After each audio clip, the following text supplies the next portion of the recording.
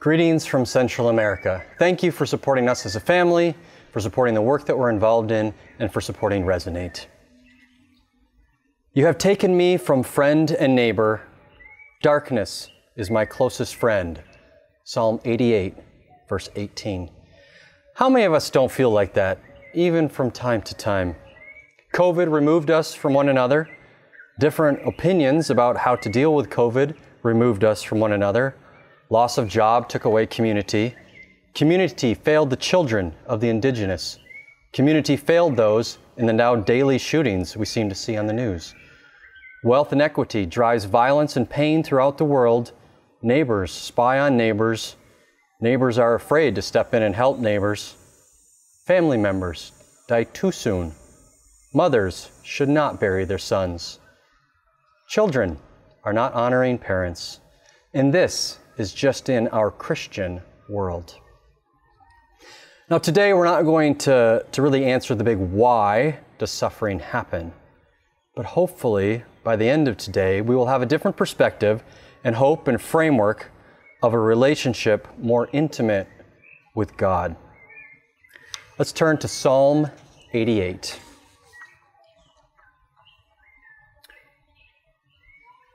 Lord, you are the God who saves me. Day and night I cry out to you. May my prayer come before you. Turn your ear to my cry. I am overwhelmed with troubles, and my life draws near to death. I am counted among those who go down to the pit. I am like one without strength. I am set apart with the dead, like the slain who lie in the grave, whom you remember no more, who are cut off from your care. You have put me in the lowest pit, in the darkest depths. Your wrath lies heavily on me. You have overwhelmed me with all of your waves. You have taken me from my closest friends and have made me repulsive to them. I am confined and cannot escape. My eyes are dim with grief. I call to you, Lord, every day. I spread out my hands to you. Do you show your wonders to the dead? Do their spirits rise up and praise you? Is your love declared in the grave, or your faithfulness in destruction? Are your wonders known in the place of darkness, or your righteous deeds in the land of oblivion? But I cry to you for help, Lord. In the morning my prayer comes before you. Why, Lord, do you reject me and hide your face from me? From my youth I have suffered and been close to death. I have borne your terrors and am in despair. Your wrath has swept over me. Your terrors have destroyed me. All day long they surround me like a flood. They have completely engulfed me. You have taken me from friend and neighbor. Darkness is my closest friend. Now I recognize that I said that this psalm had hope in it. At this point, it doesn't sound like it, but hang with me. Let's see where we go. Psalm 88. We don't know too much about Psalm 88. Theories of the author do abound. We also know that a third of the Psalms are Psalms of lament. Now, Psalms of lament usually follow a pattern that begins with suffering and ends with glory. Usually these Psalms start on a negative complaining note, but they end on a positive faith-filled note. Psalm 88 does not end in hope. Now, the process of lament that we just read through one example is really quite simple. It's complaint, a passionate complaint to God. And I encourage you at some point to try it at home if you have something you'd like to complain to God about. What else do we know about these Psalms in this Psalm? We know that the Psalms were compiled during dark times in their history. We know that during the 400 years between Malachi and John the Baptist, the Psalms were brought together. It was during those 400 years when God seemed silent to his people. And the variety of emotions, including those in the lament Psalms, were necessary for God's people to manage. We also know that Jesus quoted Psalm 22, a psalm of lament, when he was on the cross in Matthew 27. He said, my God, why have you forsaken me?" With some of that introduction, what does this psalm tell us? 1, God invites us to express our suffering. When we feel like darkness is our closest friend, I propose that Psalm 88 is the antidote that we need to temper our desire to live in what I would call the Revelation 21 moment. Revelation 21 says, "Then I saw a new heaven and a new earth, for the first heaven and the first earth had passed away, and there was no longer any sea. I saw the holy city, a new Jerusalem, coming down out of heaven from God, prepared as a bride, beautifully dressed for her husband. And I heard a loud voice from the throne saying, 'Look, God's dwelling place is now among the people, and he will dwell with them. They will be his people, and God himself will be with them and be their God. He will wipe every tear from their eyes. There will be no more death or mourning or crying or pain, for the old order of things has passed away.'" Psalm 88 is necessary for us to get to Revelation 21. Let me give you an example. This past week, I was talking with a pastor friend of mine in El Salvador, and he was sharing with me that after the lockdowns over the past year, less people are coming to church. They have realized that what they were getting from church is just not needed anymore. They still hope for that future in Revelation 21, but the local church doesn't seem to have a role in helping them get there. Now, one reason is that the church had been a player in the public good. They had been promoting job creation in parks and just good things. But over the past year, a lot of that has now been taken over by the government. Another reason is that this beautiful, prosperous future of Revelation 21 just doesn't seem real anymore to people. So many people have fallen victim to job loss, illness, death, and violence in their communities.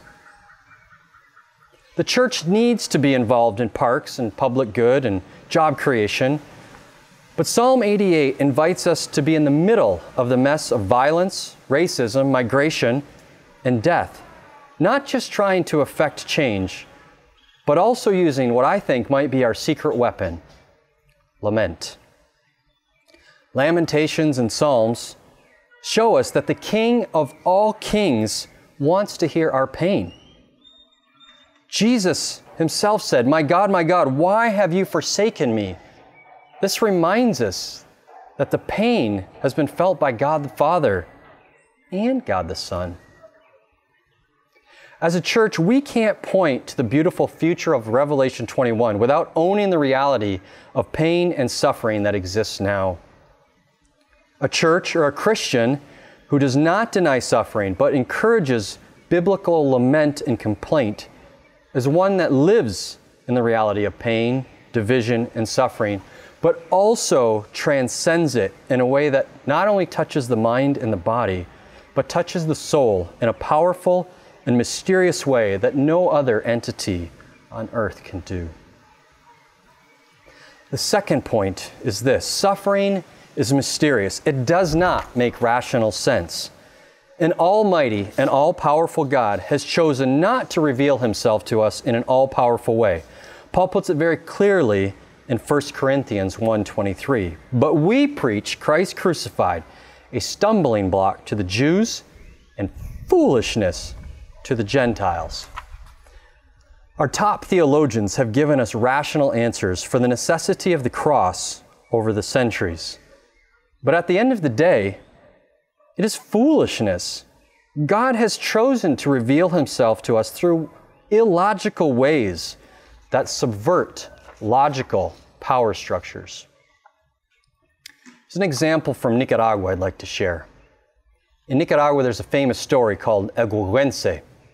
It's so famous, it's even been honored by the United Nations. It's set in the 1700s when the Spaniards ruled Latin America in a very unjust way. Now, there was an old mestizo peddler, a commerce man who traveled the country. And a mestizo is somebody who was a mixture of blood between the Spanish ruling class and the indigenous working or slave class. And he didn't have any extra money, and he traveled the country with his two sons, buying and selling merchandise. And he comes up to the Spanish governor, who is seeking to charge the Guggense a tax, an unjust tax. In response, the Guggense plays dumb, and he turns the governor into his very own client, getting him confused, mocking him, doesn't end up paying a cent, and actually sells his very own son off to the governor's daughter for his own benefit. Now, Nicaraguans love this story. It highlights the injustice that they have lived with over the years and how those who have oppressed have tricked the oppressors. It's got a hopeful end. And there is debate even in Nicaragua whether or not the Guggense, the poor mestizo man, is vulgar, irresponsible, and a cunning liar, or is he an astute, roguish rebel against authority like Robin Hood? Now, for our purposes today, I would like to suggest that this Guggense ability to mock and defeat the powers that be is an analogy of a cosmic battle between God and the devil. It appears to us that the devil is winning, but we know that the devil is not. This story helps us make sense of something that doesn't make sense. As the church loses traditional power that it once had in society, perhaps we are being forced into a healthier and more real position, aligning with this power of underneath that God has always worked. The third point today I'd like to share with you is that with deep suffering comes deep love. It draws us close to God, and there is beauty in it. Can there be good without evil? Can there be love without pain? The philosophers among us like to discuss these points, but we know it's true in our own hearts that we experience love through pain. When we fall down and skin our knee, or spouse dies, or other bad things happen, those who come alongside us create a bond of love that's hard to sometimes explain. When a group of people go through a painful crisis, they exit that with a bond of love and caring that can't be rationalized. In Matthew 5, Jesus said, "Blessed are the poor in spirit. Blessed are those who mourn." How can that be? There's some mysterious beauty that comes from this pain and suffering. A third example, also from Nicaragua. Last November, you prayed during and gave after two record-breaking hurricanes hit the east coast of Nicaragua. What was there was destroyed and frankly gone in most places. Our primary response as Resonate was one of listening, of helping people express their feelings of being abandoned by God, of helping them articulate that darkness was their closest friend. Now, one poor gentleman who had lost everything was sharing that he was thankful for food and clothing and other physical relief. But as he started to cry, he shared that he felt most cared for, most close to God when he had the chance to share how he was, how he felt. Nobody had been asking him that question. The Bible tells us that Jesus and the Spirit are with us. We know that Jesus and God suffered. They walk with us and they understand us. Let's not push that gift away. In conclusion, Psalm 88 is unique in many ways. I don't think it really helps us understand why suffering happens. But I do wonder if it helps us see suffering as something that we don't do alone, that God invites us to express our feelings to Him, and that there is mystery in suffering, but there can be deep love with God. Some refer to this book as the most hopeless psalm in the Bible. I wonder if it might just be the most hopeful for our times. It invites us to share with God that we just don't get it. It reminds us that God's ways can seem foolish to us, and it reminds us that Jesus suffered with us. Now, the psalm also follows, in some ways, a pattern very opposite to the other laments. The other laments usually start with pain and end with some affirmation of who God and His goodness are. This psalm ends, darkness as my closest friend, but it starts with a very powerful truth statement. O Lord, the God who saves me. God encourages us to lament, to complain. He gives us a framework and examples on how to do it. Individually, take the time to lament. Encourage your friends and children to lament. Something powerful happens when we say, darkness is my closest friend. Tell your story. Listen to others. Be angry, resting in the knowledge of the profound love and solidarity of Jesus and God with you. Because we know that we will be living in Revelation 21 someday. He will wipe every tear from our eyes.